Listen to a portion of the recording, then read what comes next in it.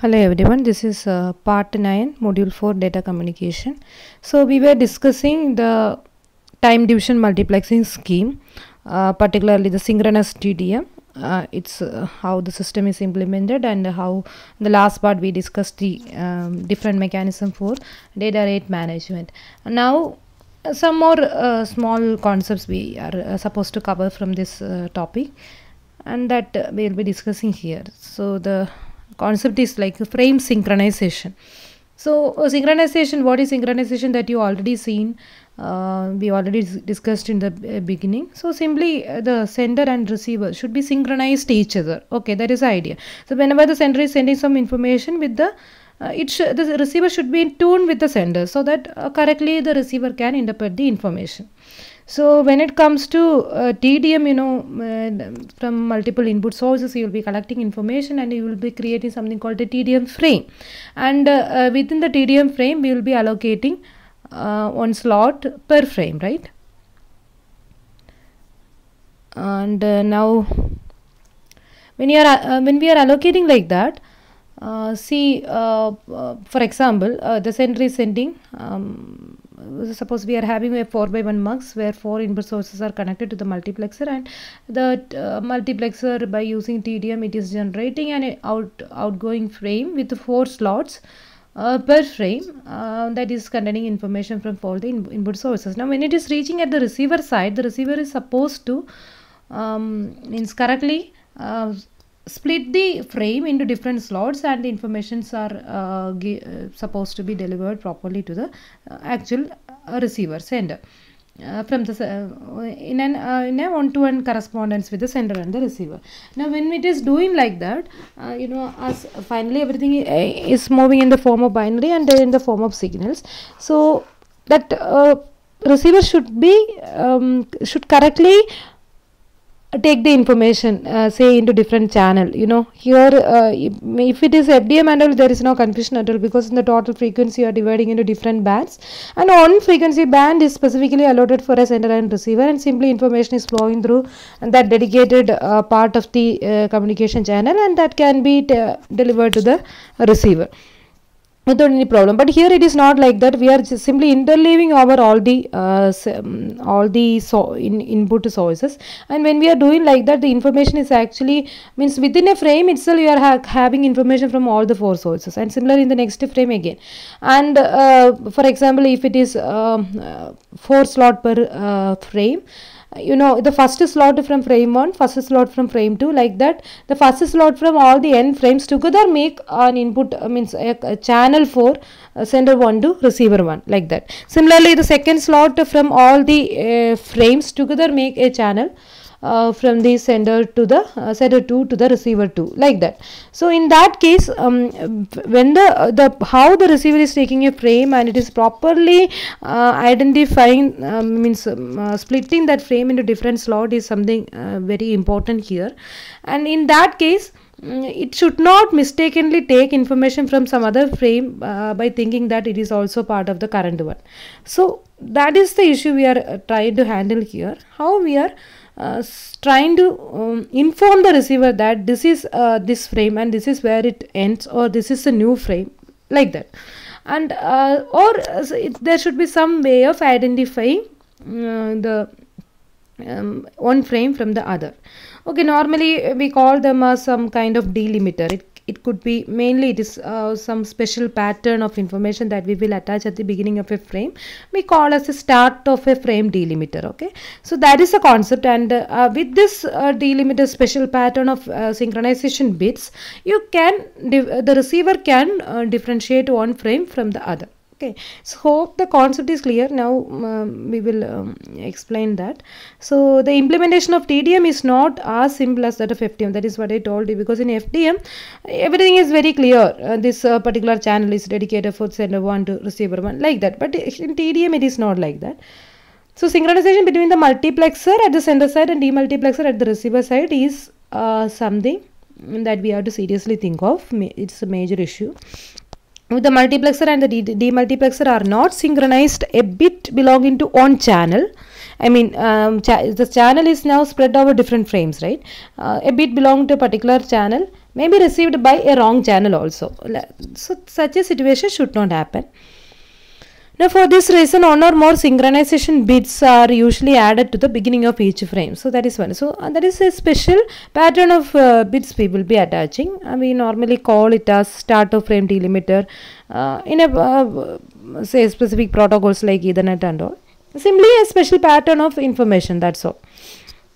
And those terminologies and all you may be learning in the advanced courses when you are learning that Ethernet kind of data link layer protocol in detail.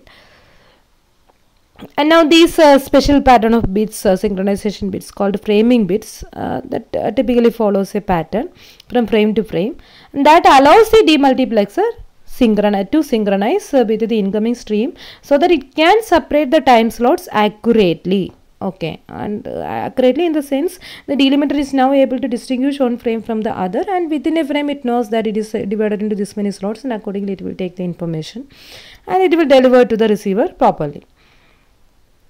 So that is the idea. So hope the concept of frame synchronization is clear for you. Now to make it more clear, we will take a problem from this area. So it is like this. We have say 4 so the problem is like this. We have 4 sources, each creating 250 characters per second. If the interleaved unit is a character and one synchronization bit is added to each frame, so you have to find out some information. The same type of problem we already discussed in the previous sessions, but the only difference here is within a frame we are adding some synchronization bits, that's all. So particularly for simplicity we assumed that within each frame we are adding just a single bit as a synchronization bit, but you know in reality it is not a single bit, it will be some set of bits, maybe some bigger number of bits, and there will be a special pattern also that should differentiate it from the actual data that is containing in the particular frame. Okay, that is the idea, but just for giving you a flavor of it, how things are working, we are just assuming that synchronization bit is just a single bit. Okay, and you know we are using a multiplexer, of course, as information is given in bits and all, or by default here because we are discussing TDM, right? So you are supposed to apply time division multiplexing, where it's a kind of 4x1 mux. 4 input sources are being combined, and to each input source is generating information with the rate of 250 characters per second.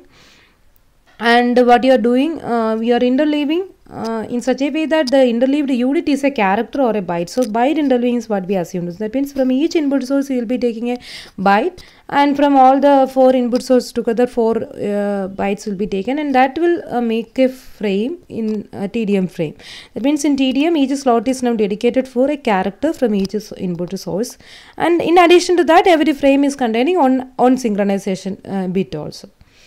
Now just like what we already done, you can try now without seeing the solution. Simply you can try yourself, pause the video, you can try yourself, and after that you can see how it is solved. Okay, so the data rate of each source is what they are asking first. What is data rate of each source? Each source is generating data in the with the rate of 250 characters per second. So the answer is just 250 characters per second. But normally we will be expressing data rate in bits per second. In that case, you can multiply this 250 with the say 8. That will give you data rate in bits per second unit. Now the duration of each character in each source. Okay, so 250 character per second is fine. If you want the answer in bits per second, you can multiply by 8. That's all. Now here the duration of each character from the source they are asking, and you know how the rate and duration are related, just inversely proportional to eta. So 250 characters are being sent per second, right? From each source, every second 250 characters are created. Then what is the time taken to create a character? 1 by 250. That much second. Okay, you can convert it into suitable units. Now what is the frame rate? You know, from each of the 4 input sources you are taking 1 byte, and together you are forming a frame. So to get a continuous flow of information, the frame rate, that is the output rate, should be same as that of the input rate, because in every second the data is getting from each of the four sources, information is generated in the rate of 250 characters per second. Every second 250 characters are ready, and those 250 characters should be consumed in every second also. Okay, so in the outgoing frame there are 4 slots, and in each slot one character will be taking, and 4 character together will be traveling, and those frames should be generated by the multiplexer in such a way that the 250 frames should be generated per second. Then only this 250 frames can consume 250 characters per second from each of the 4 sources, right? So the frame rate has to be again 250 frames per second. And again rate and duration inversely proportional to what is the time taken to generate a particular frame by the multiplexer, or the duration of a frame. In per second we have a 250 frames in 1 second. Then what is the time taken or what is the duration of a particular frame? 1 by 250. Same as that of, because this duration of a outgoing frame and the duration of the each character that is being generated at the input side, both should be same. Then only we can maintain that continuous flow of information without any waiting. Now the number of bits, so these first 4 questions in A, B, C and D is something same concept we already discussed, and the different concept here is the number of bits in each frame. That is something you have to give attention.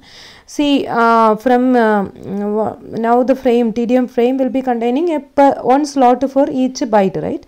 So from each of the input sources will be taking 1 byte, 1 byte, 1 byte, 4 bytes together. 32 bits, right? Because by default one byte, one character is nothing but 1 byte. So 8 bits, 4 into 8 bits, 32 bits. But what is the number of bits in each frame? It is not 32.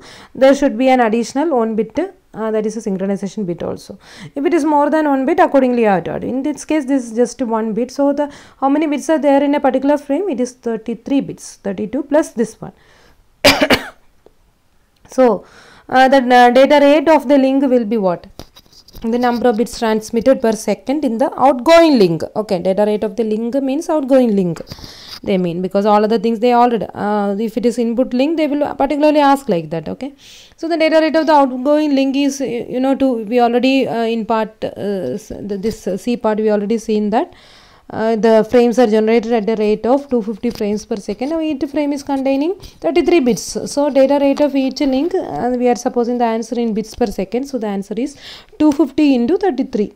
Okay, so that is the case. So it is like this, that everything we discussed already, the data rate of each services, as I already told you, because data rate by default we are expecting our unit is to be bits per second. So 250 character per second into 8, that is 2000 bits per second. Each similarly for the second part, each source sends 250 character per second. So the duration of the frame is character is 1 by 250 second, that is 4 millisecond. We are getting this 4 millisecond. You can multiply numerator and denominator by 1000. So 1000 by 250 will be 4, and 10 raised to minus 3 become milli. Now each frame has one character from each source, which means that because just to maintain that flow, it has to be 250 frames per second to keep the transition rate of the source.